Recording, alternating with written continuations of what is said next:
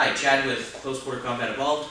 We're going to go with a really simple concept today about non-abusive self-defense. So, Close Quarter Combat Evolved was essentially created for soldiers, for military, personal protection details, things like that in mind. But now we take it to the civilian end, and in order to make this work for everybody, you might be in a situation, scenario where you're at a bar and somebody just wants to come up and dance with you, or they're drunk, or the situation is that you don't want to destroy this person, you don't want to really damage them, you just want to get away. All right, very effective for smaller guys and females.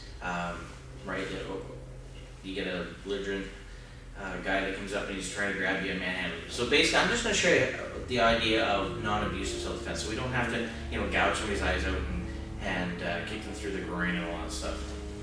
So if you're faced with a two-handed grab, right, and maybe this is just some guy, he's drinking too much, he's like, hey buddy, you bumped into me, whatever. That doesn't give you the right to rip out his throat and feed it to him, even though you might want to. But what you're going to do here, we're going to do two non-abusive self-defense techniques. The first one I'm going to show you is called prayer. All right? And it's easy to remember because at this point you're going to be praying that you weren't in this situation for the most part, right? And it's very simple to pull off. If this is somebody really large and they grabbed you and you're like, oh man, I'm in trouble now, understand that as a unit, as a body, as a human being, you can use your whole body. You don't have to just use the muscles and try to empower somebody. It's all about concept and technique. I really do believe that. So, and I'm going to prove it. What I'm going to do is I'm going to take one arm and go over top the far wrist and under to this wrist. I'm going to take this hand. I'm going to make a prayer situation right here. Right, my little position of prayer. My elbows stay fairly up, and I'm going to step out, and I'm going to turn my body, boom, and I'm going to get away from that attack. All right, so non-abusive. That's just an escape. I go here, boom, I'm out. Right, I'll do it the other way. Come in here.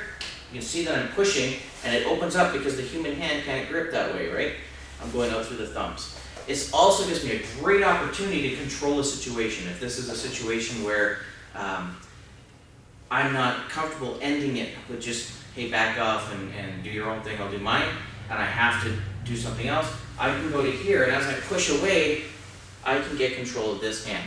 I can keep this one tied up. They're going to want to grip this all day long when they're off balance, right? And then look at this, I can march her out the door, she can do the same to me. It's very simple. All right? You can always get that wrist or the arm. Okay? The second one I want to show you from here. Again, nice grab. Now, directed force, as we talked about in the last email video, was going to be here. You're grabbed, you're being shook, right? Now, obviously, this is an intimidation thing. Been in this situation a lot where you're just in a bad place, wrong time, and you don't want to hurt this person because there's no need. All right. So, whatever the situation might be, hey, buddy, I'm just going to take my forearm. I'm going to reach up. I'm going to grab the elbow. And I'm just hooking my hand in, nice hook, into the elbow joint. I'm going to pull straight down. Boom. I'm going to twist it. And now I've got a control technique that we call come along. All right? It's a very effective technique. Now, if you just take your hand and you dig in your own elbow, especially on the outside there, you're going to see that when the muscle, the bicep comes in, and the forearm joins there, and you got that nice space, you dig in there, that arm is going to buckle. Now, she's already got her arm bent. It doesn't matter if this person lifts trucks, okay? There's going to be a space in the joint, otherwise the arm couldn't bend. So I pull in there. And all I have to do is pull slightly down and then in. Like I'm trying to bring it to my pocket. Boom. That's going to cause it to collapse. Notice how the grip stays on there. They're trying to forcefully grab you. They're not going to let go right away. That works to your benefit. I can control this shoulder, the head, or I can just have it here in case you want to take it down. The other option here is I've got them in this position, I can let them drop.